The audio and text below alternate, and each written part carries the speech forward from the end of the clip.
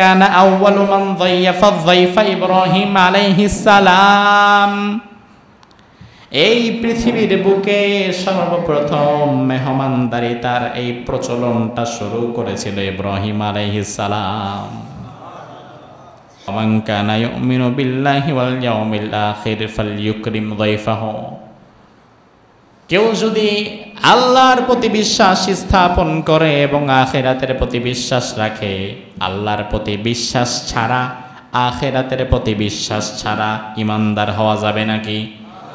তো রাসূল বললেন, কেউ যদি আল্লাহর প্রতি ঈমান আনে, আখিরাতের প্রতি বিশ্বাস স্থাপন করে, সে যেন সবসময় তার মেহমানকে সম্মানিত করে, মেহমানের হক যেন তারা সুন্দরভাবে আদায় করে দেয়।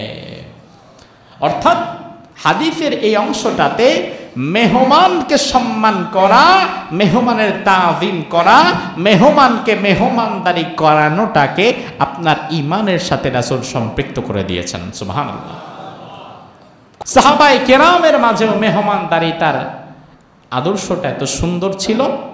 মুহাম্মদ ইবনে সিরিন রাহিমাহুল্লাহ তিনি বলেন, কানা আহলুস সুফফাহ ইদা আমসু ইনতালাকা আর-রাজুলু বির-রাজুল ওয়ার-রাজুলু বির-রাজুলাইন ওয়ার-রাজুলু বিল-খামসাহ। রাত্রিবেলায় আহলে সুফফার কিছু সাহাবীরা ছিল, গরিব মানুষ, তারা মসজিদ নববীতে পড়ে থাকতো, জ্ঞান অর্জন করত, পড়াশোনা করত। রাত্রিবেলা যখন হতো তখন সাহাবীরা যাদের ঘর বাড়ি ছিল মদিনায়, তারা বের হয়ে যেত। বের হয়ে একজন আরেকজনকে নিয়ে যেত বাসায় দাওয়াতের জন্য, খাওয়ার জন্য, এবং এটা প্রত্যেক দিন চলমান। আবার একটু ভালো যাদের অবস্থা তারা একজন এসে দুইজনকে নিত, আবার একটু ভালো যার অবস্থা সে একজন এসে পাঁচজনকে নিত, সাতজনকে নিত। এইভাবে করে সাহাবীদেরকে ভাগ ভাগ করে বাড়িতে নিয়ে যেত এবং খাওয়াতো, এবং এটা প্রত্যেক দিন এটা চলমান থাকতো। আরেকজন সাহাবী ফাআম্মা সা'দ ইবনে উবাদাহ ফাইন্নাহু কানা ইয়ানতালিকু বি-80 কুল্লা লাইলাহ। আর সা'দ ইবনে উবাদাহ প্রতি রাতে প্রায় 80 জন মানুষকে বাড়িতে নিয়ে খাওয়া দাওয়া করাতো। একটা বিয়ের দাওয়াত, ছোটখাটো বিয়ের দাওয়াত প্রত্যেক রাতে খাওয়াই দিত। উনি না খেয়ে মরেন নাই। তার মানে হচ্ছে, আপনি যদি মেহমানকে আপ্যায়ন করান, খাওয়ান, আপনি না খেয়ে মরবেন না, বরং আপনার রিজিকে যিনি বরকত দিবেন তিনি কে? ইসলামে মানুষকে আপ্যায়ন করানো, মেহমানদারিতার গুরুত্ব কি, কোরআন এবং সুন্নাহ এই বিষয়ে আমাদেরকে কি মেসেজ দিয়েছে, সে বিষয়গুলো আজকে আমরা জানব ইনশাআল্লাহ। বিষয়টা এমনই একটা বিষয় যেটা আমাদের ছোট বড় সকলকে এই বিষয়টাকে ফেস করতে হয়। এই যে ঈদ গেল, ঈদকে কেন্দ্র করে হয়তো আমরা কারো মেহমান হয়েছি, নয়তো আমরা মেজবান হয়েছি। হয়তো আমরা কাউকে দাওয়াত করে খাইয়েছি, নয়তো আমরা কারো বাসায় খেয়েছি। এই দুই শ্রেণীর এক শ্রেণীর মধ্যে আমরা সকলেই ঘুরে ফিরে আছি না নাই? আছি। তো আজকে আমরা জানব ইসলামে মেহমানদারিতার গুরুত্ব কতটা, এবং মেহমান যিনি হবেন মেহমানের কিছু করণীয় বিষয়, এবং মেজবান যিনি হবেন মেজবানেরও কিছু করণীয় বিষয়। সে বিষয়গুলো থেকে আজকে কথা হবে ইনশাআল্লাহ। কোরবানি যেই নবীর মাধ্যমে এই সুন্নাহ আল্লাহ তাআলা আমাদেরকে দিয়েছে, তিনি ছিলেন ইব্রাহিম আলাইহিস সালাম। কি নাম? ইব্রাহিম আলাইহিস সালাম। ইব্রাহিম আলাইহিস সালাম নবী মুহাম্মদুর রাসূলুল্লাহ সাল্লাল্লাহু আলাইহি ওয়াসাল্লাম পৃথিবীতে আসার প্রায় 2500 বছর পূর্বে দুনিয়াতে এসেছিলেন। কত হাজার বছর? 2500। আল্লাহ সুবহানাহু ওয়া তাআলা কোরআনুল কারীমে ইব্রাহিম আলাইহিস সালামের মেহমানদারিতার একটা ঘটনাকে উম্মতে মুহাম্মাদির জন্য শিক্ষণীয় হিসাবে নবী মুহাম্মদুর রাসূলুল্লাহর মাধ্যমে আমাদেরকে আল্লাহ জানিয়ে দিয়েছেন। ইব্রাহিম আলাইহিস সালাম রাসূলের কত বছর আগের? এখন 2500 বছর আগে ইব্রাহিমের সাথে কি ঘটেছে না ঘটেছে সব তো কোরআনে নাই। সব কি আছে? বাছাইকৃত কিছু অংশ আছে, যে অংশটা আমাদের জন্য খুবই গুরুত্বপূর্ণ বলে আল্লাহ মনে করেছেন, ঠিক ওই অংশগুলোকে কেটে কেটে কেটে কেটে কোরআনে আল্লাহ তাআলা ঢুকিয়ে দিয়েছেন। সে প্রসঙ্গে আল্লাহ তাআলা ইব্রাহিম আলাইহিস সালামের মেহমানদারিতার একটা ঘটনা কোরআনে কারিমে তুলে দিয়েছেন। আগে আসেন সেই ঘটনার পর্যালোচনা আমরা করি। আল্লাহ রাব্বুল আলামিন নবী মুহাম্মদুর রাসূলুল্লাহ সাল্লাল্লাহু আলাইহি ওয়াসাল্লামকে ডাক দিয়ে বললেন, নবী, হাল আতাকা হাদিসু যায়ফি ইব্রাহিমাল মুকরামিন। ও নবী, ইব্রাহিম তার সম্মানিত মেহমানদের সাথে তার আচরণ কেমন ছিল, এই ঘটনা কি আপনি জানেন? রাসূলের কি জানার কথা? জানার কথা। আল্লাহ বললেন, আপনি কি এটা জানেন? তার মানে আপনি তো জানেন না। তাহলে কি ঘটেছিল, ইব্রাহিম তার মেহমানদের সাথে কি করেছিল সেটা আমার থেকে শোনেন। বিষয়টা এমন, আমি তাকে বললাম, সভাপতি সাহেব, আমি আসার সময় মসজিদের সামনে কি দেখছি জানেন? তার মানে উনি জানে না, জানলে তো বলাই দরকার ছিল না। আমার প্রশ্ন করার কারণ হচ্ছে যেন এই ঘটনা ওনাকে আমি বলি, যেহেতু আপনি জানেন না, আপনি জেনে নেন। তো আল্লাহ তাআলা ইব্রাহিম আলাইহিস সালামের ঘটনা প্রসঙ্গে রাসূলকে বললেন, আপনি তো জানেন না, শোনেন আপনি, সেদিন ২৫০০ বছর আগে ইব্রাহিম তার মেহমানের সাথে কি করেছিল। إذ دخلوا عليه فقالوا سلاما قال سلام قوم منكرون। ইব্রাহিম আলাইহিস সালামের ঘরে ৩ জন মেহমান এসেছিল। জোরে কোন কয়জন? ৩ জন মেহমান এসে সবার আগে ফাকালু সালামা, ইব্রাহিম আলাইহিস সালামকে তারা আগে সালাম দিল। কি দিল? তার মানে আপনি যদি মেহমান হয়ে কারো বাড়িতে যান, সবার আগে দরজায় ঢোকার আগে কি করবেন? কি দিবেন? সালাম দিল। ইব্রাহিম আলাইহিস সালাম আগে সালাম দিল, তারা আগে সালাম দিল। ইব্রাহিম আলাইহিস সালাম জবাব নিল, ক্বালা সালাম, তিনিও জবাব নিল।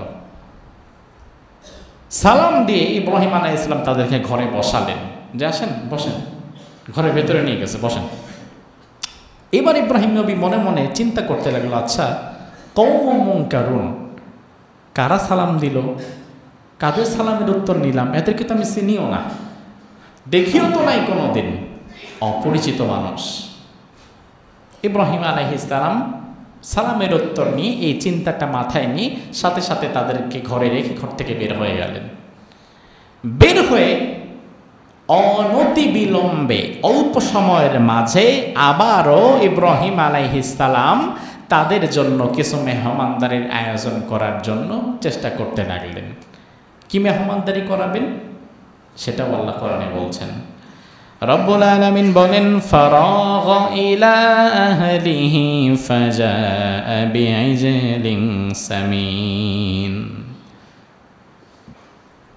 ইব্রাহিম আলাইহিস সালাম বের হয়ে সাথে সাথে একটা কচি গরুর বাছুর, একবারে ছোট না আবার একদম বড় না, মাঝারি আকারের একটা ছোট গরু জবেহ করে এই গরুটাকে ভুনা করে এই মেহমানদের সামনে উপস্থিত করলেন। সুবহানাল্লাহ কইলেন না? আপনার বাসায় তো মেহমান আসলে চিন্তায় পড়ে যান, সর্বনাশ করছে, পকেটে আবার টান ফেলাইছে। পরিচিত মেহমান, অপরিচিত লোক তো কলিং বেল দিলেও মারতে আসেন, তুই কলিং বেল দিলি কেন? আর ইব্রাহিম নবী চিনে না, অপরিচিত মানুষ, তাতেই গরু জবাই করছে, চিনলে তো উট জবাই করে নিয়ে আসতো। অপরিচিত মানুষ গরু একটা ভোনা করে জবাই করে নিয়ে আসছে সামনে, কোনো কথাবার্তা নাই, জিজ্ঞেসও করে নাই যে ভাই কিছু খাবেন, খাইয়া আসছেন নাকি যাওয়ার পরে খাবেন, কিছু জিজ্ঞেসও করে নাই।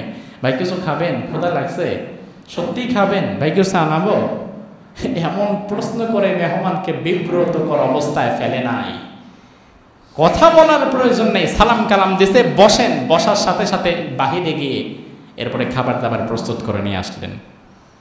আনার পরে এখন ঘটলো আরেক বিপত্তি, মেহমানরা খাচ্ছে না, সামনে এনে দিস একদম ভোনা বাছুর। ইব্রাহিম আলাইহিস সালাম ভোনা বাছুরটাকে সামনে দিলেন, সামনে দিয়ে বললেন, আলা তাকুলুন, আপনারা খাচ্ছেন না যে? কোনো সমস্যা নাকি?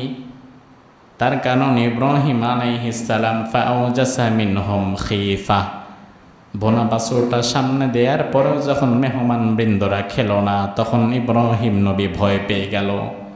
তার কারণ হচ্ছে তৎকালীন সমাজের একটা রীতি প্রচলন ছিল, যদি কারো বাড়িতে আগন্তুক কেউ আসে, ওই আগন্তুককে যদি তার সামনে যদি খাবার দেয়া হয় আর সে যদি খাবার না খেয়ে চুপ করে বসে থাকে, তাইলে বুঝতে হবে আগন্তুক ব্যক্তি যে এসেছে সে কোনো খারাপ উদ্দেশ্য নিয়ে এসেছে।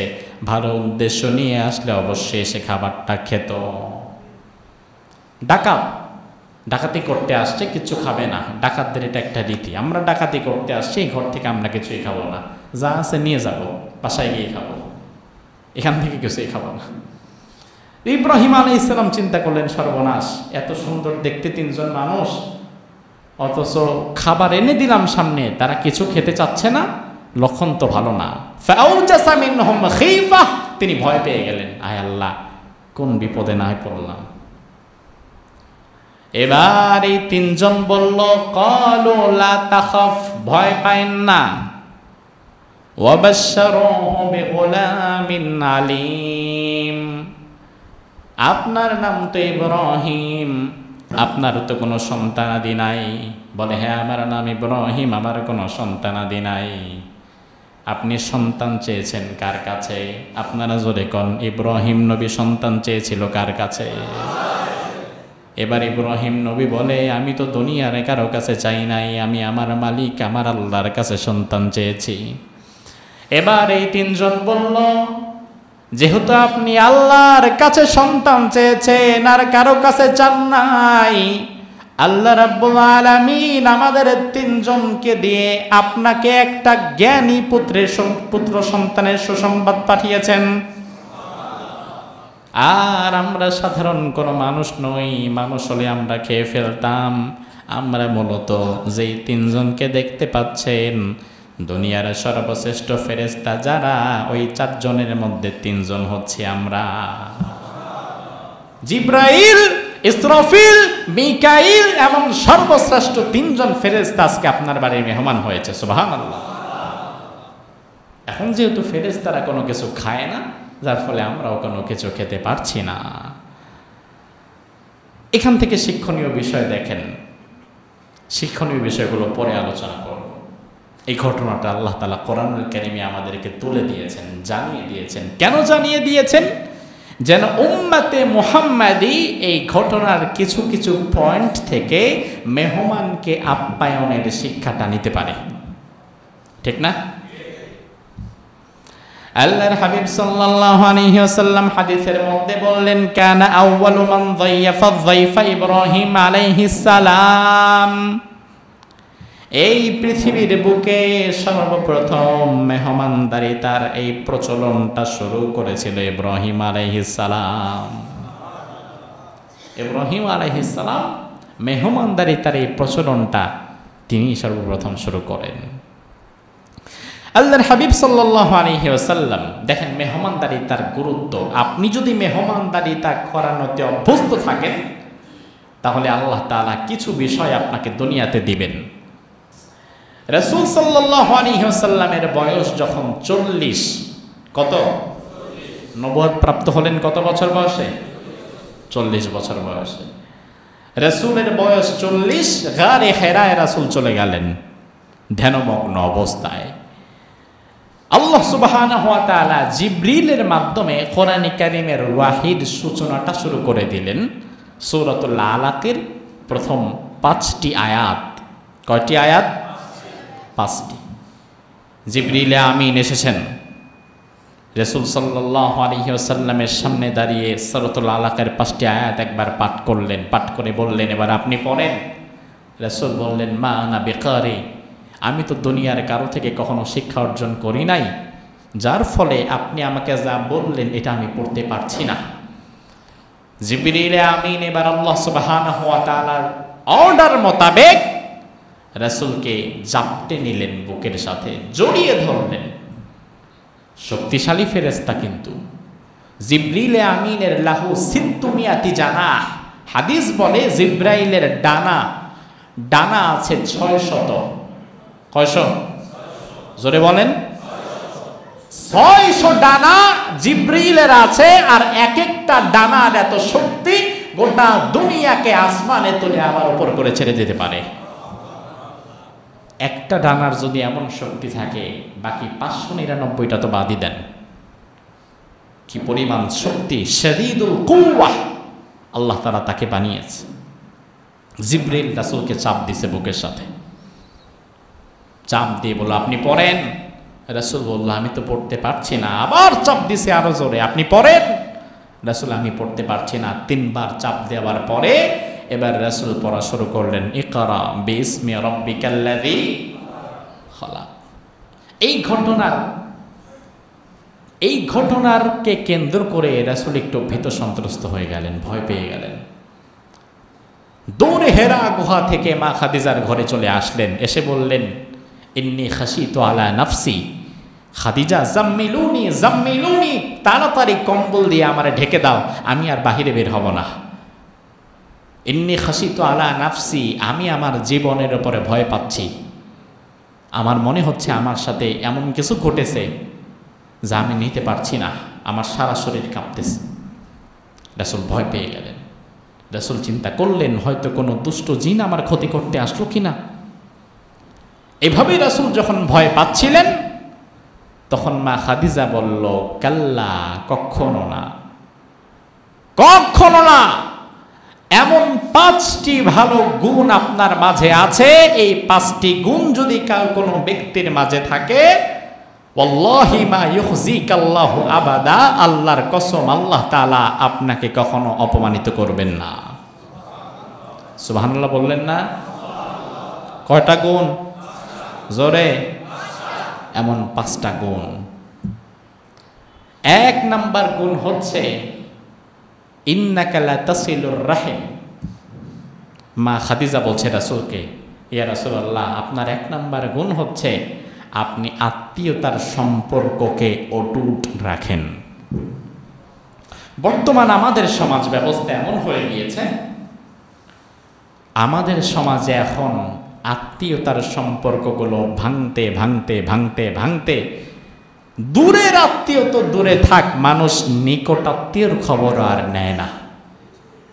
আছে না নাই? নাকি আমেরিকার কথা বললাম? আজ থেকে 30 বছর আগেও পারিবারিক বন্ধন এবং মাধুর্যতা যেই পরিমাণে ছিল, বর্তমানে ওইটা আছে না কমছে? এই জাহালাত চলতে থাকলে আগামী 20-30 বছর পরে তো মানুষ নিজের রক্ত সম্পর্কে আত্মীয়কে চিনবেও না, চিনবেও না। আত্মীয়তার বন্ধনগুলো ভাঙতে ভাঙতে ভাঙতে ভাঙতে দূরে সরে গেছে। আত্মীয়তার বন্ধন দূরে থাক। দুনিয়ার হালত এমন, দুনিয়াতে মানুষ প্যাসে পড়লে নিজের ছেলেরাই তো চিনে না, ঠিক কিনা? এই যে ছাগল নিয়ে ছাগলামি শুরু হয়েছে, 15 লাখ টাকা দিয়ে ছাগল কিনছে ইফাত নামের এক যুবক, মাত্র 19 বছর বয়স। এরপরে ছাগল নিয়ে ছাগলামি শুরু হলো, ছাগল নিয়ে লঙ্কা কাণ্ড শুরু হলো। এই ছেলে আবার আরো 30 লাখ টাকার গরুও কিনছে। সবাই অবাক যখন সোশ্যাল মিডিয়াতে ভাইরাল হয়ে গেল, এই ছেলে এত টাকার কোরবানি দিচ্ছে, তার টাকার উৎস কি, এত টাকা পাচ্ছে কোথায়? নিশ্চয়ই তো তার টাকা না, তার বাবার টাকা। তখন খোঁজা হলো তার বাবা আবার কোন গর্তের কোন বেনজির। খুঁজতে খুঁজতে খুঁজতে খুঁজতে দেখা গেল সরকারের রাজস্ব বিভাগের একজন কর্মকর্তার ছেলে উনি। এখন রাজস্ব বিভাগের সেই কর্মকর্তার কাছে যখন সাংবাদিক গেছে, আপনার ছেলে 50-60 লাখ টাকার কোরবানি যদি দেয়, সুবহানাল্লাহ, তাহলে আপনি কত টাকার মালিক রে বাবা? বাবা কয়, ওই ছেলে আমার ছেলেই না, আর আমি চিনি না। বাপ চিন্তা করছে, সারা জীবন আকাম কুকাম করে যা সম্পদ কামাইছি, এখন তোর মতো কোলাঙ্গার ছেলের জন্য সব হারামো? না না না না, এই ছেলে ইফাত নামে তো আমার কোনো ছেলেই নাই, আমি তো তাদের চিনি না। কি অকপটে স্বীকারোক্তি! গতকাল দেখলাম মিডিয়া খুঁজতে খুঁজতে হাড়ির খবর বের করেছে, আসলে এটা তারই ছেলে। ওই ভদ্রলোকের 2 স্ত্রী, একজন স্ত্রীকে সে রেখেছে কানাডার বেগম পাড়ায়। কানাডাতে বাড়ি কিনে দিছে। চিন্তা করেন আমাদের ট্যাক্সের পয়সা যায় কই? কানাডার বেগম পাড়া একজনকে বাড়ি করে দিছে, আরেকজনকে ধানমন্ডিতে রাখছে। এক ঘরে এক ছেলে, এক ঘরে এক মেয়ে। প্রতি মাসে তাদেরকে প্রায় কোটি কোটি টাকার মতো হাত খরচ দিয়ে দিচ্ছে। শত শত কোটি টাকা সে কামিয়েছে। আপনারা বলেন, বোঝা দরকার নাই, এটা পাগলেও বোঝে, বৈধভাবে না অবৈধভাবে। সে এখন তার ছেলেকে আর চিনতে পারে না, কয় না ইফাত আমার ছেলে না, এই নামে আমার কোনো ছেলেই নাই। আর একটু চাপে পড়লে করবো আমি জীবনে বিয়াই করি নাই, ঠিক কিনা? আহারে, আজ স্বচ্ছতা এবং জবাবদিহিতা না থাকার ফলে আমাদের সমাজের রন্ধ্রে রন্ধ্রে এ সকল দুর্নীতিবাজ আমলা কামলাগুলো বসে আছে। জীবনে প্যাসে পড়ে কোনোদিন সরকারি অফিসে গিয়ে দেখবেন, সরকারি অফিসে একটা ফাইল এক টেবিল থেকে আরেক টেবিল নিতে শুধু সরকারি অফিসারই ঘুষ চায় না, ওই টেবিল ইট পাথর সুইটটা যেন ঘুষ চায়, ঠিক কিনা? প্রত্যেকটা বস্তু আপনার কাছে হা করে থাকে, টাকা দেন টাকা দেন টাকা দেন। টাকা ছাড়া কোনো কাজ হয় না। যদি ইসলামী শাসন ব্যবস্থা থাকতো, যদি ইমারতে ইসলামী থাকতো, ওমরে ফারুকের মতো শাসক যদি আমাদের থাকতো, এই সকল দুর্নীতি বা জামলা কামলাদেরকে সবার সামনে ধরে এনে তাদের হাতগুলো কেটে ফেলা হতো। তা না করে 2 দিন এটা নিয়ে লাফালাফি করবেন, এরপরে আবার নতুন আরেক মক্কেল চলে আসবে, ওটা নিয়ে লাফাবেন, তারা পার পেয়ে যাবে, জবাবদিহিতা থেকে মুক্ত হয়ে যাবে। আমি চিন্তা করলাম, আহারে দুনিয়াতে সামান্য প্যাচে পড়লে বাবা যদি সন্তান রে না চিনে, আখিরাতের অবস্থাটা কতটা ভয়াবহ হবে। কিয়ামতের কঠিন ময়দানে হাসরের মাঠের অবস্থা কেমন হবে, যেই দিন মা তার সন্তান থেকে পালিয়ে যাবে, পিতা পুত্রের পরিচয় দিবে না। এই আয়াতগুলো আমরা যখন আগে পড়েছি চিন্তা করতাম, আহারে আমার মা আমার বাবা আমাকে চিনবে না, আমাকে ছেড়ে পালিয়ে যাবে। আজ দুনিয়ার বাস্তবতা দেখাচ্ছে, দুনিয়ার সামান্য ধাক্কায় যদি বাবা তার সন্তানকে চিনতে না পারে, পরকালে কঠিন ধাক্কায় এই সমস্ত মা বাবাকে অনুবীক্ষণ যন্ত্র দিয়ে খুঁজে পাওয়া যাবে না। সেজন্য আল্লাহ বলছেন, ইয়াউমা ইয়াফিরুল মারউ মিন আখিহি ওয়া উম্মিহি ওয়া আবিহি ওয়া সাহিবাতিহি ওয়া বানিহি। মা তার সন্তানকে ছেড়ে পালিয়ে যাবে, পিতা তার পুত্রকে ছেড়ে পালিয়ে যাবে, ভাই তার বোনের পরিচয় দিবে না, সবাই ইয়া নাফসি করে পাগলের মতো দৌড়াবে। দুনিয়াতে সামান্যতম সম্পদের হিসাব চাওয়াতে যদি মাথা কাজ না করে, তাইলে সারা জীবনের হিসাব চাওয়ার পরে আপনার অবস্থাটা কি হবে চিন্তা করেন। আমার ভাইয়েরা দেখেন, যেই দিন মা তার সন্তানকে চিনবে না, পিতা পুত্রের পরিচয় দিবে না, সেই দিনও এক শ্রেণীর মানুষ ঠিকই তাদের বন্ধুত্ব অটুট থাকবে। আল্লাহ রাব্বুল আলামিন কোরআনুল কারীমের মধ্যে বললেন, আল আখিল্লাউ ইয়াউমা ইযিম বাযুহুম লিবাযিন আদুউন ইল্লাল মুত্তাকুন। শুধুমাত্র যারা তাকওয়ার ভিত্তিতে একে অপরকে আল্লাহর জন্য ভালোবাসবে, এই শ্রেণীর মানুষদের বন্ধুত্বটা সেদিনও ঠিক থাকবে। সুবহানাল্লাহ কইলেন না? আহারে, দুনিয়াতে আপনি কাউকে আল্লাহর জন্য ভালোবেসে দেখবেন, দুনিয়ার কোনো কিছু পাওয়ার জন্য না। যেমন আমি যদি আপনাকে ভালোবাসি, আপনার দ্বারা হয়তো আমার 2 পয়সা আসবে না, কিন্তু আমি আপনাকে ভালোবাসলে আল্লাহর জন্য বাসবো, আপনি আমাকে ভালোবাসলে আল্লাহর জন্য বাসবেন। এই রকমের আল্লাহর জন্য যারা একে অপরকে ভালোবাসবে, ওই কঠিন ময়দানেও তারা একে অপরকে চিনে নেবে। সুবহানাল্লাহ কইলেন না? তো মা খাদিজা বললেন, ইয়া রাসূলুল্লাহ, আপনার মধ্যে এমন 5টা গুণ আছে যা থাকলে আল্লাহ তাআলা কখনো আপনাকে অসম্মানিত করবে না। 1 নাম্বার হচ্ছে আপনি আত্মীয়তার বন্ধনকে ছিন্ন করেন না। 2 নাম্বার ওয়া তাহমিলুল কাল, আপনি অসহায় অভাবী দুস্থ মানুষের দায়িত্ব গ্রহণ করেন। 3 নাম্বার ওয়া তাকসিবুল মাদুম, নিঃস্ব মানুষকে আপনি সহযোগিতা করেন। 4 নাম্বার ওয়া তাকরিয যায়ীফ, আপনি মেহমান যদি আপনার কাছে আসে, ওই মেহমানকে আপনি সম্মানিত করেন। এটা দেখেন কত বড় গুণ, মেহমানকে সম্মান করা, মেহমানের মেহমানদারি করানো কত বড় গুণ। 5 নাম্বার হচ্ছে ওয়াতাইনু আলা নাওয়াইবিল হক, সত্য পথের দিশা যে ব্যক্তি চায় আপনি তাকে সত্য পথের সন্ধান দেন। এমন 5টা গুণ আপনার ভেতরে আছে, ওয়াল্লাহি মা ইউখজিকাল্লাহু আবাদা, আল্লাহ তাআলা কখনো আপনাকে লাঞ্ছিত করবে না। সুবহানাল্লাহ। এই 5টা গুণ আমরাও যেন আমাদের ভেতরে নিতে পারি, আল্লাহ তৌফিক দান করুন। আল্লাহর হাবিব সহিহ বুখারীর 6018 নম্বর হাদিসের মধ্যে বললেন, মান কানা ইউমিনু বিল্লাহি ওয়াল ইয়াউমিল আখির ফালা ইউযি জারাহু ওয়া মান কানা ইউমিনু বিল্লাহি ওয়াল ইয়াউমিল আখির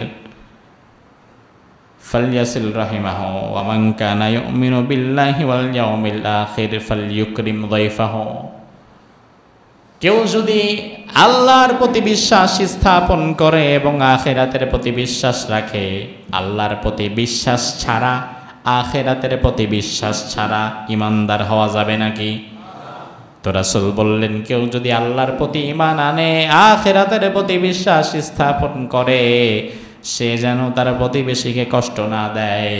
কেউ যদি আল্লাহর প্রতি ঈমান আনে এবং আখিরাতকে বিশ্বাস করে, তাইলে সে যেন সবসময় তার মেহমানকে সম্মানিত করে, মেহমানের হক যেন তারা সুন্দরভাবে আদায় করে দেয়। অর্থাৎ হাদিসের এই অংশটাতে মেহমানকে সম্মান করা, মেহমানের তাজিম করা, মেহমানকে মেহমানদারি করানোটাকে আপনার ঈমানের সাথে রাসূল সম্পৃক্ত করে দিয়েছেন। সুবহানাল্লাহ। কতটা গুরু দায়িত্ব এটা, কত মহান কাজ।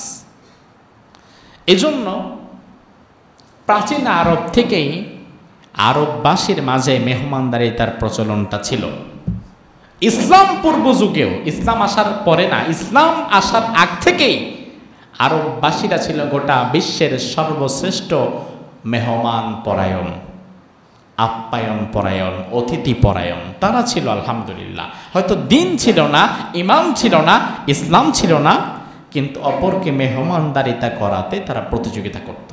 খারাপ মানুষগুলো, আপনারা জগৎ বিখ্যাত একজন দাই, একজন দাতা, তার নাম আপনারা জানেন, নাম হচ্ছে দাতা হাতেম তাই। নাম শুনেছেন? নাম শুনেছেন? কোথাকার মানুষ? আরবের মানুষ। কোথাকার? আরবের মানুষ। দাতা হাতেম তাই। হাতেম তাই তার জীবনীতে দেখেন, দাতা হাতেম তাই কিন্তু ইসলাম গ্রহণ করতে পারে নাই, সে ছিল খ্রিস্টান। ইসলাম গ্রহণ করার সৌভাগ্য তার হয় নাই, আগেই মারা গেছে। তবে দাতা হাতেম তায়ের ছেলে ছিল মুসলিম, সে রাসূলুল্লাহর হাতে হাত রেখে ইসলাম গ্রহণ করেছিল। তার নাম হচ্ছে আদি বিন হাতেম ছেলে, আর বাবা তো হাতেম তাই। হাতেম তায়ের জীবনীতে পাওয়া যায়, তাকে একবার পারস্যের এক সম্রাট প্রশ্ন করলো, আচ্ছা আরব্য সাম্রাজ্যের বা আরব দেশের সব মানুষই কি আপনার মতো দানশীল? হাতেম তাই বলল, না, আরববাসীরা আমার মতো দানশীল না, আমি মনে করি তারা আমার চেয়ে বেশি দানশীল। বলল, কিভাবে? আপনি তো অনেক দানশীল। হাতেম তাই বলল, দেখেন, বহু বছর আগে আমি একবার এক ইয়েতিম ছেলের বাড়িতে মেহমান হয়েছিলাম রাত্রিবেলায়। দেখেন, আরবদের মধ্যে এই কালচারটা ছিল, কেউ যদি রাত্রিবেলায় পথ দিয়ে যেত, রাস্তা হারিয়ে ফেলেছে, সে যদি আপনার কাছে রাস্তা জিজ্ঞেস করে, ভাই অমুক পথে যাব, রাস্তা হারিয়ে ফেলেছি, তখন বলতো, আজকে রাতটা আমার এখানে থাকেন, কালকে সকালে যায়েন, আমি আপনাকে রাস্তাটা দেখায় দেব। রাত্রে তারা থাকা খাওয়ার ব্যবস্থা করত। তো হাতেম তাই বলল, আমি একবার পথ ভুল করে গেলাম। যাওয়ার পরে রাত্রিবেলায় সে তার 100টা ছাগল ছিল, বকরি ছিল। এই 100 ছাগলের একটাকে জবাই করলো। জবাই করে প্রথম ছাগলের ছোট্ট মাথার একটু ঘিলো, এইটাকে ভুনা করলো, ভুনা করে আমার সামনে দিল। বাকি অংশটা এখনো দেয় নাই। আমি ঘিলুর মগজের এই ভুনাটা খেলাম। খেয়ে আমি তাকে বললাম, প্রথম লোকমা দেওয়ার পরপরই বললাম, অসাধারণ, মাশাআল্লাহ, এটা খুবই মজা হয়েছে। আমি খুব প্রশংসা করলাম খাবারের। প্রশংসা শুনে ছেলেটা আবার বাহিরে চলে গেল।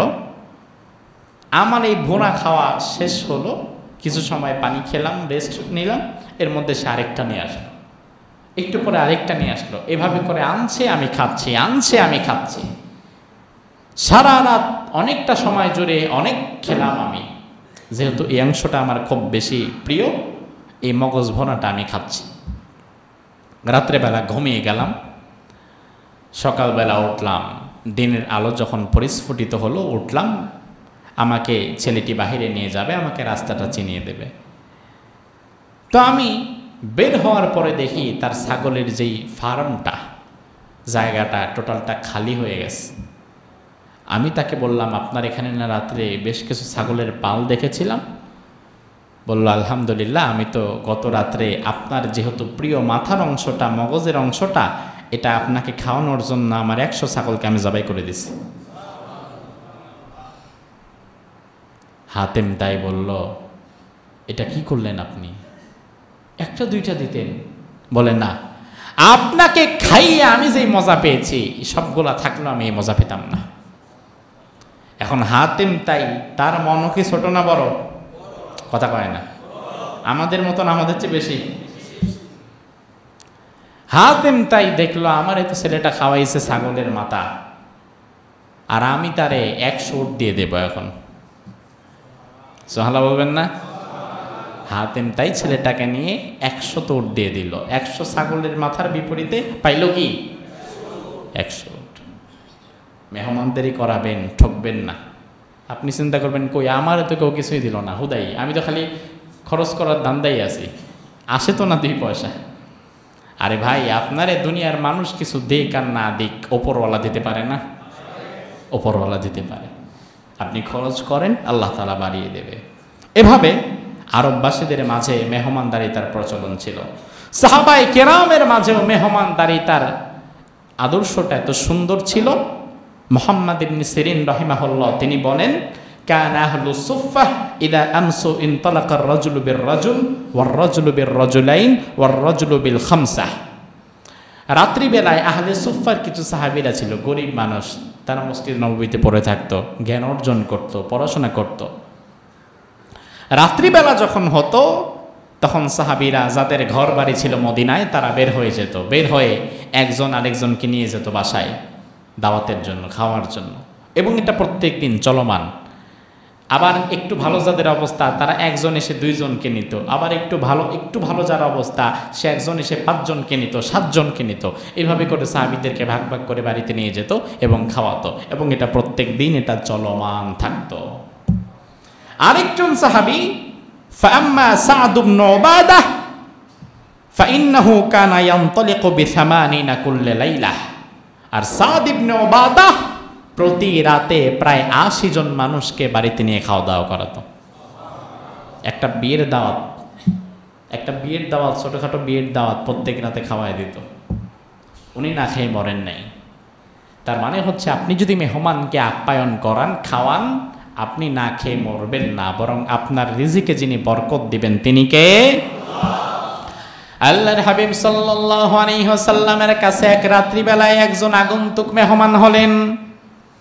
আল্লাহর হাবিব ঘরে খবর পাঠালেন, দেখো আমার ঘরে কি আছে। ভেতর থেকে আওয়াজ এলো, ইয়া রাসূলুল্লাহ, আপনার ঘরে খাবারের মতো 1 গ্লাস দুধও নাই, তার মানে কিচ্ছু নাই, খেজুরও নাই, দুধও নাই, বাকি খাবার তো বাদই দিলাম।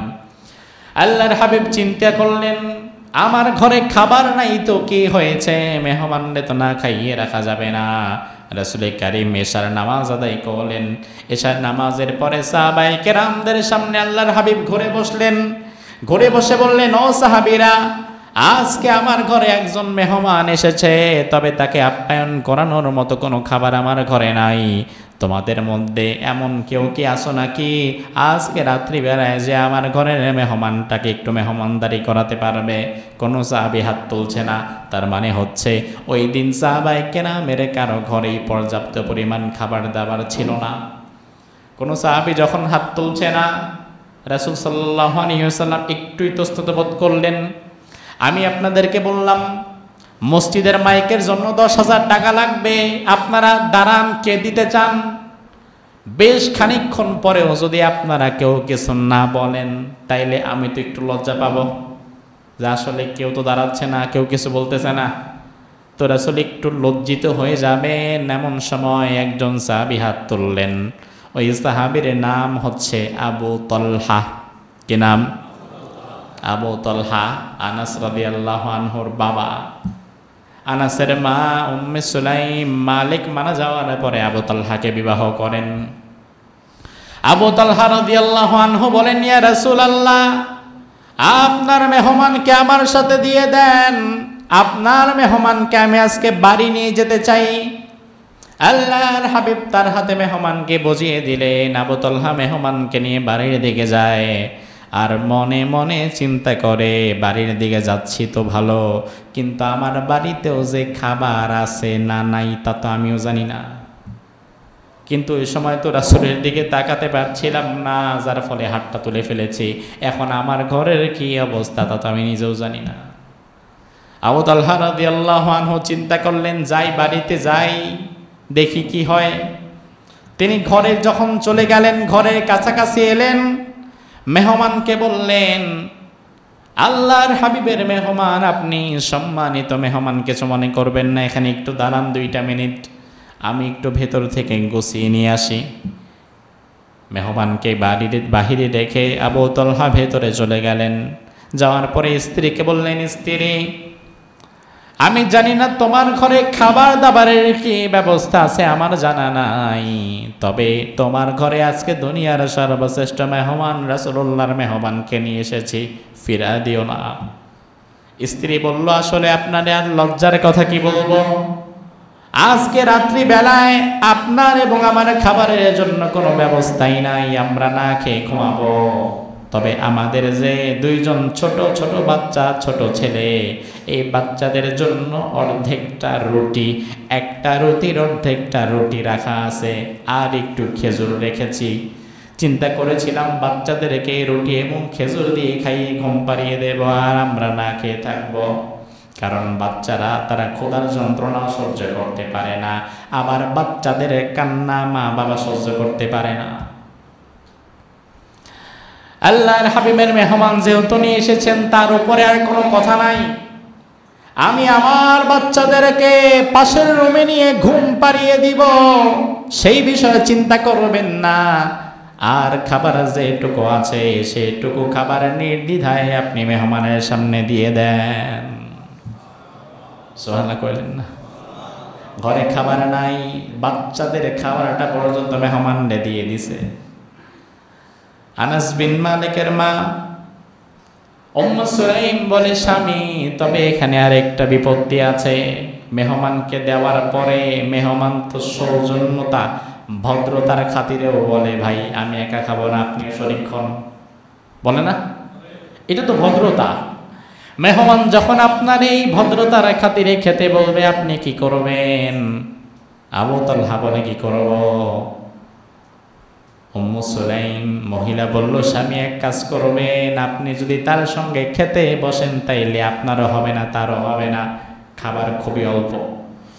বরং মেহমানের সামনে যাওয়ার পরে খাবারের প্লেটটা রাখার পরে আপনি ঘরের কপিবাতিটাকে বন্ধ করে দিবেন, পুরা ঘর অন্ধকার করে ফেলবেন। মেহমান যদি বলে, ঘর অন্ধকার বানালেন কেন? আপনি বলবেন, আমাদের তেলের স্বল্পতা, এই তেল দিয়ে আরো 2 দিন চলা লাগবে, এখন একটু কষ্ট করে অন্ধকারেই খান, এই কথা বলবেন। আর মেহমান যখন আপনারে বলবে, ভাই আপনিও খান, আপনি মেহমানের সামনে ওই প্লেটে হাত দিবেন, হাত নাড়াবেন, মাঝে মাঝে হাত মুখেও নেবেন, আওয়াজ করে বোঝাবেন যে আপনিও খাচ্ছেন, কিন্তু এর মধ্য দিয়ে যেন মেহমান খাওয়া দাওয়া শেষ করে নেয়। কি কথা, চিন্তা করা যায়। এই কাহিনী ঘটলো, রাত্রিবেলায় মেহমানের সামনে খাবার দিল, মেহমান বলল, আমি একা খাবো না, আপনিও বসেন। ক্লান্ত রেডি, সাথে সাথে ঘর অন্ধকার, কপি বাতি নিভায় গেছে। আপনিও খান? হ্যাঁ আমিও খাচ্ছি। একই সাথে 2 জন প্লেটের মধ্যে হাত দিচ্ছে, হাত নাড়াচাড়া করছে, কিন্তু আবু তালহা তার খাবার আর মুখে উঠছে না। এই ঘটনা কেউ জানে না, আমরা জানলাম কিভাবে? আবু তালহা যদি পরের দিন এই ঘটনা গোটা দুনিয়ারে জানা দিত, তাহলে তার এই ঘটনার দ্বারা রিয়া হয়ে যেত, মানুষকে দেখানো হয়ে যেত। তাহলে আমরা জানলাম কিভাবে? এই সাহাবী তো জানায় নাই, কেউ জানে না, কেউ জানায় নাই, কিন্তু আরশে আজিমের মালিক এত পছন্দ করেছে, তিনি আমাদেরকে ওহী নাযিল করে কোরআনের মাধ্যমে এই ঘটনা আমাদেরকে জানিয়ে দিয়েছে। পরের দিন ফজরের সময় আবু তালহা মেহমান নিয়ে রাসূলুল্লাহর মসজিদে চলে গেলেন। মসজিদে নববীতে যাওয়ার পরে আল্লাহর হাবিব ফজরের নামাজ আদায় করালেন। নামাজের পরে সাহাবায়ে কেরামের দিকে রাসূল করে বসলেন, করে বসে বললেন, ও আবু তালহা, কোথায় তুমি আছো? তুমি দাঁড়িয়ে যাও। আবু তালহা দাঁড়িয়ে গেল। রাসূল বললেন, আবু তালহা, গতকাল রাতের বেলায় তোমার ঘরে কি ঘটেছে? তোমার ঘরে কি ঘটেছে গত রাতে? তুমি একটু আমাদেরকে শুনিয়ে দাও। আবু তালহা বলে, ইয়া রাসূলুল্লাহ, আমার ঘরে কি ঘটেছে? এক আল্লাহ ছাড়া আর আমি ছাড়া, আমার বউ ছাড়া আর কেউ জানে না। এমনকি যে মেহমান গেছে, এই মেহমান জানে? সেও তো জানে না। আল্লাহর হাবিব বলেন, আবু তালহা, তুমি তোমার ঘরে গতকাল রাত্রি বেলায় যা করেছো, আরশে আজিমের মালিক এত পছন্দ করেছে, রব্বুল আলামিন তোমার ব্যাপারে কোরআনুল কারীমের মধ্যে ওহী নাযিল করে দিয়েছে। আল্লাহ রাব্বুল আলামিন বলেন, ওয়া ইউসিরুনা আলা আনফুসিহিম ওয়ালাউ কানা বিহিম খাসাসা। ও নবী, আপনি এমন কিছু সোনার মানুষ বানিয়ে দিয়ে গেলেন গো নবী, যে মানুষেরা এক সময় অন্যের মাথায় বাড়ি দিয়ে অন্যের সম্পদটা খেয়ে ফেলতো, আজকে তারা এতটা ভালো হলো, এতটা পরিবর্তন হলো, তারা অন্যেরটা খাওয়া তো দূরের কথা, নিজের ঘরে অভাব, নিজের খাবার নাই, তবু নিজের বাচ্চার মুখের খাবার আরেকজনের মুখে তুলে দিতে পারে। এমন মানুষ আপনি কোরআনের দ্বারা বানিয়ে দিয়েছেন। এইভাবে সাহাবায়ে কেরাম আমাদেরকে মেহমানদারিতা কি জিনিস শিখিয়েছে। আল্লাহ তাআলা কোরআনে আমাদেরকে মেহমানদারিতা কি জিনিস সেটা শিখিয়েছে। এখন আপনারা যারা মেহমান হই, মেহমানদের কিছু কাজ থাকে, মেহমানদের কিছু কার্টিসি থাকে, কিছু বিষয় থাকে, এগুলোকে ফলো করার প্রয়োজন। যদি আপনি ফলো না করেন, তাহলে মেহমান হয়ে অনেক সময় অন্যের বাড়িতে যাওয়া মানে আপনি তার মধ্যে আসলে বিপদ চাপায়া দিলেন। এই জন্য মেহমানের 6টা করণীয় আমরা একটু শুনবো। কয়টা করণীয়? ভালো করে মনে রাখেন, যেহেতু আমাদের মেহমান হতে হয়। 1 নাম্বার, কারো বাড়িতে পূর্ব ঘোষণা ছাড়া ঠিক খাবারের সময় যাওয়াটা উচিত নয়, কারণ এতে তারা বিব্রতকর অবস্থায় পড়তে পারে। কথা বুঝতে পেরেছেন? এটা সামাজিক বিষয়, সামাজিক সোশ্যাল কার্টিসি ম্যানার। 2 নাম্বার, নির্দিষ্ট কোনো খাবারের চাহিদা আপনি প্রকাশ করবেন না। আপনাকে দাওয়াত করছে, ভাই এইটা না হইলে কিন্তু আমার চলবে না, ভাই খাসির সিনার মাংসটা না হইলে কিন্তু আমার এবার ভালোটারও লাগে না। এইভাবে নির্দিষ্ট কোনো আইটেমটাকে আপনি জোর করে চাপিয়ে দিবেন না। হ্যাঁ, তারা যদি 2-1টা আইটেম আপনাকে বাছাই করতে বলে, সেখান থেকে সহজলভ্য যেটা সেটা আপনি বলতে পারেন। শুধুমাত্র খাওয়াটাই যেন মেহমানদারিতা বা আরেক জায়গায় খাওয়ার মুখ্য উদ্দেশ্য না থাকে, বরং রাসূলের সুন্নাহটা মাথায় রাখবেন। 3 নাম্বার হচ্ছে কারো বাড়িতে মেহমান হলে তাদের অবস্থার প্রতি একটু দৃষ্টিপাত করবেন, যে কি অবস্থা, বা তারা আপনাকে কোনো কিছু খেতে বলছে কিনা, বা খেতে বললে এটা কি সামাজিকতা রক্ষার্থে বলছে না মন থেকে বলছে। আপনি হুট করে এক সময় চলে গেছেন, তার তেমন কিছুই আয়োজন নাই, আপনাকে বললো ভাই বসেন একটু খেয়ে যান। আপনি দেখলেন যে না, তাদের যে করুণ অবস্থা, আমি যদি এখন কিছু খাবার বায়না করি এটা তাদের উপর জুলুম হয়ে যাবে। আপনি তাদের অবস্থার প্রতি লক্ষ্য রেখে এরপরে মেহমানদারিতা গ্রহণ করবেন। 4 নাম্বার হচ্ছে, খাওয়ার জন্য কোনো খাবার যখন সামনে আনবে সেটাকে তুচ্ছ করবেন না। কি আনছেন এটা? বাইম মাছ? না না ভাই, এটা আমি খাই না। সরান, এটা আমি খাই না। এভাবে তুচ্ছ করবেন না। আপনি বাড়িতে না খাইলে না খান, অন্তত কোথাও যদি মেহমান হয়ে যান, কোনো খাবার যদি আপনার ভালো না লাগে, অন্তত সেই খাবারটাকে তুচ্ছ করবেন না। এতে আপনার মেজবান যিনি, তিনি আপনাকে না বললে মনে কষ্ট পাবেন, পরবর্তীতে আপনার মতো মেহমানকে তিনি আর আশা করবেন না। ঠিক কিনা? এই কার্টেসিগুলো ফলো রাখবেন। 5 নাম্বার হচ্ছে, খাওয়ার পর যার বাড়িতে খেলেন তার এবং তার পরিবারের জন্য দোয়া করবেন। মেজবান ভালো করে শোনেন, আপনি যখন কাউকে খাওয়াবেন, খাওয়ার পরে বলবেন না হুজুর এবার একটু হাতটা তোলেন, দোয়া করেন। এটা বললে এটা কেমন যেন খাবারের বিনিময়ে দোয়া হয়ে যায়, এটা বলবেন না। বরং দেখেন ইসলাম কত সুন্দর, আপনি খাওয়াচ্ছেন, আপনি তাকে বলবেন না যে আপনি দোয়া করেন, বরং ইসলাম বলে তুমি খেয়েছো, এখন তোমার নিজ দায়িত্বে তুমি দোয়া করে দাও। আর দোয়ার শর্ত হাত তোলা না, বরং আপনি তাদের জন্য বরকতের দোয়া করে দেন। আল্লাহ তাআলা যেন পুরো পরিবারটাকে বরকত দান করে, তাদেরকে যেন ভালো রাখে, এই দোয়াটুকু করবেন। 6 নাম্বার হচ্ছে কারো বাড়িতে 3 দিনের বেশি মেহমান হিসাবে থাকা ঠিক নয়। কয় দিনের বেশি? এই যে ঈদের মধ্যে গিয়া উঠছেন, আরেক কি দিকে বেরোবেন নাকি? এত লম্বা সময় কারো বাড়িতে মেহমান থাকবেন না। আবু হুরায়রা থেকে হাদিস এসেছে, আয-যিয়াফাতু সালাসাতু আইয়াম ফামান যাদা ফাহুয়া সাদাকাহ। মেহমানদারি তার সীমা হচ্ছে 3 দিন। 3 দিনের বেশি যখন কেউ থাকে, তখন আপনি ঘরে যা খান তাকে যদি তাই খাওয়ান, আপনি আল্লাহর দরবারে আপনাকে আসামি হতে হবে না। তবে 3 দিন আপনি একটু মেহমানদারির আদর যত্ন, খাতির যত্ন করবেন। আর মেহমান হিসাবে আমরাও যারা যাব, 3 দিনের বেশি থাকা উচিত নয়, যেহেতু রাসূল এটা হাদিসে বলেছে। আর 3 দিনের বেশি থাকলে মূলত এখানে নিজের ব্যক্তিত্ব নষ্ট হয়, ঠিক না? নিজের ব্যক্তিত্ব নষ্ট হয়। আপনি শ্বশুর বাড়ি যান, প্রথম দিন গেছেন, আপনার জন্য রুই মাছের মাথা, দ্বিতীয় দিন ইলিশ মাছের মাথা, তৃতীয় দিন আরও যা আছে সব দিবে। এরপরে যখন দেখবে 2, 4, 5 দিন চলে যাচ্ছে, জামাই তো মাশাআল্লাহ খাচ্ছে আর ঘুমাচ্ছে, যাওয়ার নাম গন্ধ নাই, তখন এবার মাথা বাদ বলবে লেজ থেকে শুরু করো, এবার লেজ দাও। আপনাকে বুঝাই দিবে যে সময় বেশি ভালো না, এজন্য 3 দিনের বেশি কারো বাড়িতে মেহমান থাকা উচিত নয়। এরপরে মেজবান, আপনি কাউকে দাওয়াত করে খাওয়াবেন, মেজবান করেন, আপনারও 6টা বিষয় খেয়াল রাখতে হবে।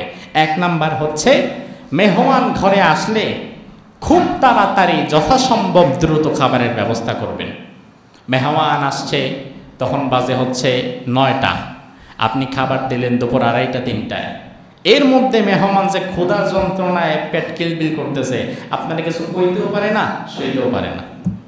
আপনি তো এবার মেহমান আসার পরে বাড়িতে বাহিরে যাবেন, বাজার সদাই করবেন, এরপরে আনবেন, রান্না করবেন, এরপরে কিন্তু বেচারা যে সকালে না খাইয়ে আসছে, আপনি তো তা খবর নেন নাই। এজন্য দেখেন ইব্রাহিম আলাইহিস সালামের ঘটনা থেকে শিক্ষা কি? ইব্রাহিম নবীর কাছে যখন মেহমান এসেছে, তিনি কিন্তু সাথে সাথে দেরি না করে দ্রুত খাবারের ব্যবস্থা করেছেন। এজন্য বাসায় যা থাকে সেটা দিয়ে আগে গলাটা ভিজিয়ে নেন, আগে গলাটা ভিজিয়ে দেন, আগে চা বিস্কিট দিলেন, এটা খেলো, বাকি আয়োজন আপনি পরে করলেন। এজন্য মেহমানকে দীর্ঘ সময় বসিয়ে রাখবেন না, এটা আদবের খেলাফ। 2 নাম্বার বিষয় হচ্ছে মেজবানদের ফলো রাখতে হবে। মেহমান আসার পরে কিছু খাবেন, কিছু আনাবো, আচ্ছা খাওয়া দাওয়া তো করে আসেন নাই না, বা খেয়ে আসছেন নাকি যে খাবেন, এই ধরনের কথা বলবেন না। আসছে একজন মানুষ, তখন বাজে হচ্ছে 11টা, আপনি বলছেন ভাই খাওয়া দাওয়া কি করে আসছেন নাকি কিছু ব্যবস্থা করব। এই সময় তো আসলে খাওয়া দাওয়া করে আসারও সময় না, আপনার তো বুঝে নেওয়া উচিত, বা যা আছে তা ব্যবস্থা করে দিলেন। ইব্রাহিম আলাইহিস সালাম কিন্তু জিজ্ঞেস করেন নাই আপনাদেরকে তো চিনলাম না, আচ্ছা এসেই যেহেতু পড়েছেন তো কি কিছু খাওয়া দাওয়া করেই যাবেন না, কি ঠিক করছেন, এ ধরনের কোনো প্রশ্ন কিন্তু করেন নাই। এই জন্য মেহমানকে এ ধরনের প্রশ্ন করা উচিত নয়। 3 নাম্বার, দস্তরখানে খাবার পরিবেশন করতে কখনো কার্পণ্য করবেন না। যেটা রান্না হচ্ছে ভালো অংশটাই মেহমানের সামনে দিবেন। অনেক পরিবার থাকে, এই আমার ছেলেটা কিন্তু মুরগির রান ছাড়া ভাত খায় না, রান 2টা উঠায় রাখো, বাকি ঠ্যাং মাথা দিয়ে মিলে জেলে এদেরকে দাও, খাওয়ায় দাওয়ায় আপদ বিদায় করো। এমন করবেন না। আপনার ছেলে একদিন ঠ্যাং মাথা খাক, খারাপ খাক, বাট মেহমান তার প্রত্যেক দিন না, সে তো খাবে একদিন, তার সামনে ভালোটা দেন, এটাই হচ্ছে সুন্নাহ। এরপরে 4 নাম্বার হচ্ছে একসাথে যখন মেহমানকে নিয়ে আপনি খেতে বসেছেন, আপনি মেজবান আর একজন মেহমান, এখন আপনি মাশাআল্লাহ আপনি একটু অল্প খান আর মেহমান একটু বেশি খায়, সে খেতে খেতে তার একটু দেরি হচ্ছে।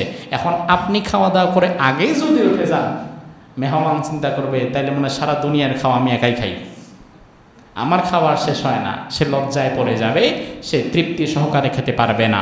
বরং আপনার খাওয়া যদি শেষও হয়ে যায়, আপনি বসে বসে তাকে একটু কোম্পানি দেন, তার সাথে একটু কথা বলেন, তার খাওয়া শেষ করে এরপরে উঠে যান। ইসলাম আমাদেরকে কত চমৎকার কাটিসি শিখিয়েছে তা আমরা জানি না। এরপরে 5 নাম্বার হচ্ছে সবশেষ, মেহমানকে খাওয়া দাওয়া করানোর পরে আপনি নিজের অপারগতা প্রকাশ করেন যে ভাই তেমন কিছু আয়োজন করতে পারি নাই, এই তো আলহামদুলিল্লাহ সামর্থ্য অনুযায়ী মাছ গোশ ডিম যা আছে বের করে দিস। আপনি যাই খাওয়ান না কেন, পরিশেষে যদি আপনি এই কথাটুকু তাকে বলতে পারেন যে ভাই তেমন কিছুই কিন্তু খাওয়াতে পারি নাই, ইনশাল্লাহ আবার আসবেন, আল্লাহ তাআলা আপনাকে ভালো রাখুক, কোনো বিষয়ে কষ্ট পেলে আমাদেরকে মাফ করে দিবেন। আপনি যা খাওয়াইছেন, আপনার এই নম্রতা, এই বিনয়ের এই কথাগুলো আপনার এই খাওয়ানোর চার বেশি তৃপ্তি তারা দিবে, ঠিক কি না? আর আপনি যদি বলেন একবারে পদ্মার টাটকা মাছ যা আনছি জীবনে চোখে দেখছেন, মেহমানকে সর্বনাশ, এই বাড়িতে আর আসা যাবে না। এইভাবে মানুষকে খাওয়া দাওয়ানোর পরে আপনি তাকে কটাক্ষ করবেন না, খোটা দেবেন না। 5 নাম্বার হচ্ছে সবশেষ, 6 নাম্বার হচ্ছে সবশেষ মেহমানকে বাড়ির দরজা থেকে রিসিভ করবেন এবং বের হওয়ার সময় একটু দরজার বাহিরে রাস্তার মাথা পর্যন্ত এগিয়ে দেবেন। এটা হচ্ছে সুন্নাহ। আল্লাহ সুবহানাহু ওয়া তাআলা এই চমৎকার সুন্নাহগুলো আমাদের আমল করার তৌফিক দান করুক, আমরা বলি আমিন। সর্বশেষ একটা বিষয়, বর্তমান বাংলাদেশে এক গজবের নাম হচ্ছে রাসেল ভাইপার। নাম শুনেছেন? যে সাপ ওয়ার্ল্ড ওয়াইজ বিষাক্ত সাপের তালিকায় 5 নাম্বারে পড়ে এবং হিংস্রতা এবং আক্রমণের দিক থেকে যেটা 1 নাম্বার। এই বিষাক্ত সাপ বর্তমান বাংলাদেশে এত ব্যাপকভাবে সয়লাভ হয়ে গিয়েছে, এই রাসেল ভাইপার শুধুমাত্র এখন স্বাভাবিক সাপের কাতারে নয়, বরং এটা যেন গোটা জাতির উপরে এক গজব হিসাবে এখন আবর্তিত হয়েছে, এমন এক গজব হয়ে এসে দাঁড়িয়েছে। বা আমি দেখলাম বাংলাদেশের প্রায় 30-35টা জেলায় অলরেডি এই সাপের বংশ বিস্তার হয়ে ছড়িয়ে পড়েছে এবং প্রতিদিন বিভিন্ন জায়গায় এই সাপের দংশনে মানুষ মারা যাচ্ছে।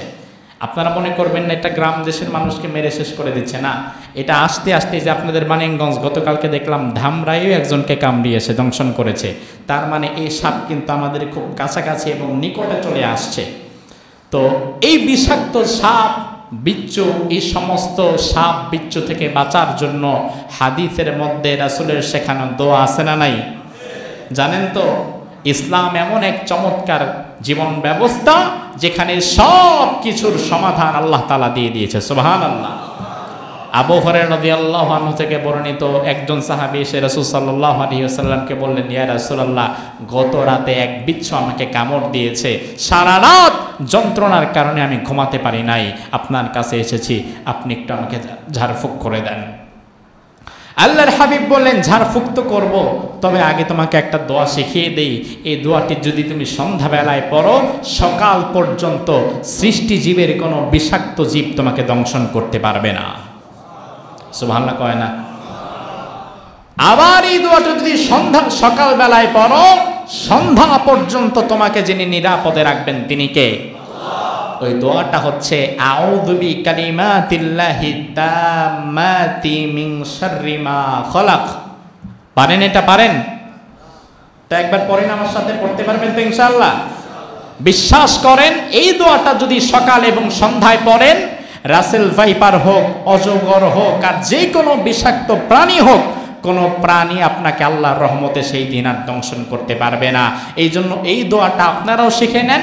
আপনাদের গ্রামাঞ্চলে যারা আছে, বাপ চাচা ভাই বোন যারা থাকে গ্রামের দিকে, তাদেরকেও এই দোয়াটা একটু হাদিসের টেক্সটটা একটু পাঠিয়ে দেবেন, এই ভিডিওটার রেকর্ডটা পাঠিয়ে দিবেন, অন্তত বাংলাটা লিখে পাঠিয়ে দিবেন। আমরা ওষুধ দিতে না পারি, দুনিয়ার মানুষের বানানো অ্যান্টিভেনমের চাইতেও এই দোয়াটা আরো বেশি কাজ করবে, ঠিক কি না? পড়েন একবার, আউযু বিকালিমাতিল্লাহি তাম্মাতি মিন শাররি মা খালাক। আউযু বিকালিমাতিল্লাহি তাম্মাতি মিন শাররি মা খালাক। চমৎকার একটি দোয়া, হাদিস থেকে শিখে নেবেন। অর্থ হচ্ছে আল্লাহ তাআলা আপনার শেখানো, আপনার কালাম সমূহের মাধ্যমে আমি আপনার দরবারে আশ্রয় চাচ্ছি আপনার সৃষ্টি সকল জীবের অনিষ্ট থেকে। এই দোয়াটা যদি সন্ধ্যাবেলায় পড়েন সকাল পর্যন্ত আল্লাহ তাআলা হেফাজতে রাখবেন, আবার সকাল বেলায় পড়লে সন্ধ্যা পর্যন্ত হেফাজত রাখবেন। আল্লাহ তাআলা আমাদের পুরো বাংলাদেশটাকে রাসেল ভাইপার সহ সকল প্রকারের গজব আযাব থেকে হেফাজত করুক, আমরা বলি আমিন। হাদা মা ইনদি ওয়াল ইলমু ইনদাল্লাহ আলাইহি তাওয়াক্কালতু ইলাইহি উনীব।